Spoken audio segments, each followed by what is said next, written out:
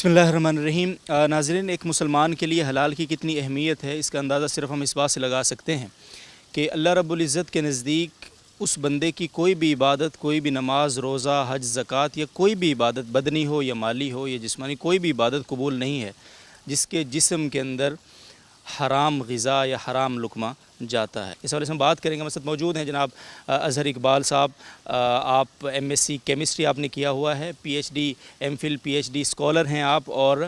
پنیک جو Pakistan national accreditation council کے آپ حلال آگاہی کے حوالے سے جو پروجیکٹ ہے اس کے آپ پروجیکٹ ڈائریکٹر ہیں۔ ورکشاپ آپ نے کروائی ہے جامعہ کے طلباء کو، اساتذہ کو، کافی طویل ورکشاپ تھی، آخر میں اسناد میں تقسیم ہوئی۔ کیا تھیم کیا تھا اس کا بیسکلی؟ اس میں سب سے پہلے تو میں یہ بتانا چاہوں گا کہ پاکستان نیشنل ایکریڈیٹیشن کونسل جو ہے اس نے الحمدللہ 2012 میں یہ حلال سرٹیفکیشن کا پروگرام شروع کیا تھا۔ باقی دنیا میں بہت سارے کنٹریز نے 1960 سے یہ کام ہو رہا تھا اور اس میں صرف سرٹیفکیشن کی حد تک کا کام تھا، لیکن الحمدللہ پاکستان جو ہے وہ اس میں پائنیئر ہے۔ سب سے پہلے پاکستان نیشنل ایکریڈیٹیشن کونسل نے حلال ایکریڈیشن کی بنیاد رکھی، اور اب دنیا جو ہے وہ اس کو ہم یہ پریزنٹ کر رہے ہیں کہ سرٹیفکیشن باڈیز جو حلال سرٹیفکیشن کرتی ہیں ان کے اوپر ایک چیک جو ہے ایکریڈیشن کا ہونا چاہیے۔ تو اس حوالے سے 2012 سے ہم نے یہ اسکیم شروع کی ہوئی ہے، اور الحمدللہ لاسٹ ایئر ہمارا ایک پروجیکٹ ہے جس میں ہم نے سرٹیفکیشن اور ایکریڈیشن کی آگاہی پیدا کرنی ہے اور اس کی اویئرنیس کے کورسز کروانے ہیں۔ اسی سلسلے میں ہم نے بہت سارے شہروں کے اندر کورسز کروائے ہیں، اور نعیم بھائی نے مجھے ریکویسٹ کی تھی کہ جامعہ رشید کے اندر بھی بہت سارے طلباء اور اساتذہ ہیں جو اسی کو مد نظر رکھتے ہوئے آگے چل رہے ہیں، تو ہم نے ان کے لیے بھی ایک اویئرنیس سیشن جو ہے وہ کروایا ہے، جو کہ پاکستان کے جو سٹینڈرڈ اب تک ڈیولپ ہو چکے ہیں ان کے اوپر یہ ایک سیشن تھا، اور اس میں ہم نے ان کو بتایا ہے کہ سٹینڈرڈز کیا ہیں اور اس میں شریعہ ایڈوائزر جو ہیں ان کی کیا اہمیت ہے اور ان کے کیا رولز ہیں، اور سرٹیفکیشن کا پروسیس جو ہے وہ کیسے چل رہا ہے پاکستان کے اندر بھی۔ اور پھر میں نے ایک ان کو جو سب سے اچھی چیز تھی وہ یہ تھی کہ ان کو یہ بتانا تھا کہ انٹرنیشنل لیولز پہ کیا ہو رہا ہے اور پاکستان سے باہر جو حلال کی ڈیولپمنٹ ہے وہ کیا چل رہی ہے اس وقت، انٹرنیشنل فورمز جو ہیں وہ اس کے اوپر کیا کر رہے ہیں، اور آلریڈی جو آئی لیک، ایپ لیک اور پیک اور آئی ایف جو ہے وہ اس لیول کے اوپر کیا کر رہے ہیں، تو اس کے بارے میں نے یہ آج کا جو ہے وہ پروگرام کیا ہے۔ بہت بہت شکریہ۔ اور حلال کے حوالے سے یقیناً بہت زیادہ حساسیت ہے ہمارے معاشرے میں، مسلم معاشرہ ظاہر ہے، ایک مسلمان ملک میں ہم رہتے ہیں۔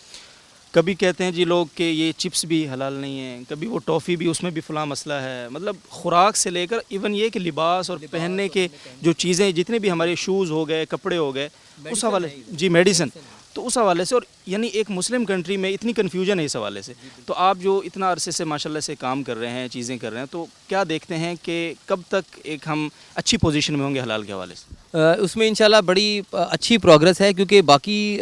کنٹریز کے اگر نسبت ہم دیکھیں تو پاکستان نے بہت دیر سے یہ کام شروع کیا ہے، لیکن بہت دیر سے کرنے کے باوجود بھی ہم نے بہت فاسٹ ٹریک کے اوپر اس کو رکھا ہے۔ ہم نے صرف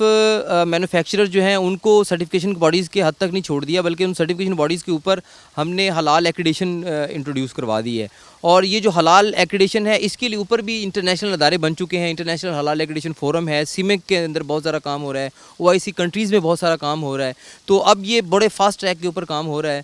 اور ابھی پاکستان نے ایک کیبنٹ کی اپروول سے پاکستان حلال اتھارٹی قائم کر دی گئی ہے، ایک ایکٹ آیا ہے پاکستان کے اندر، اور اس پہ بھی اب لاسٹ جو ان کی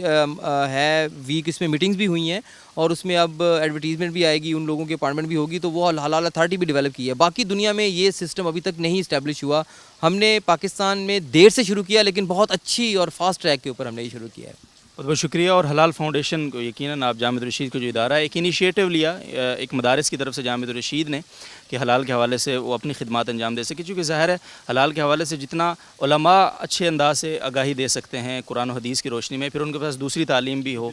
تو ظاہر ہے اس کا اپنا ایک امپیکٹ ہوتا ہے۔ تو اس کو آپ اس کی پوزیشن کیا دیکھتے ہیں، اس کی خدمات کو کیا دیکھتے ہیں، کیا تاثرات ہیں اس ادارے کے حوالے سے اور حلال فاؤنڈیشن کے حوالے سے اسپیشلی؟ جی بالکل، اس میں سب سے آپ کو پہلے بتاؤں کہ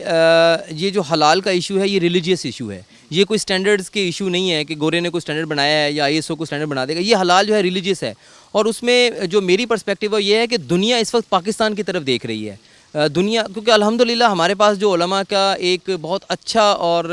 یہ سیٹ اپ موجود ہے، یہ ریسٹ آف دی ورلڈ میں نہیں ہے، تو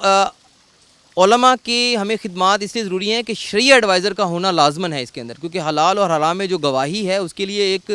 شرعیہ پرسپیکٹو سے اس کو کرنا بہت ضروری ہے. تو ہمیں جو شرعی ایڈوائزر چاہیے ہوتے ہیں وہ ہم انہی اداروں سے امپینل کرتے ہیں اپنے پاس، اور انہی اداروں کی خدمات جو ہے وہ ہم حاصل کرتے ہیں، اور اسی لیے ہم یہ ٹریننگ کورسز بھی کرواتے ہیں ان کو، تاکہ جب وہ ہمارے ساتھ اسیسمنٹس میں ہمارے ساتھ جائیں تو ہم ایک اچھی اسیسمنٹس اور اچھے نتائج جو ہے وہ حاصل کر سکیں.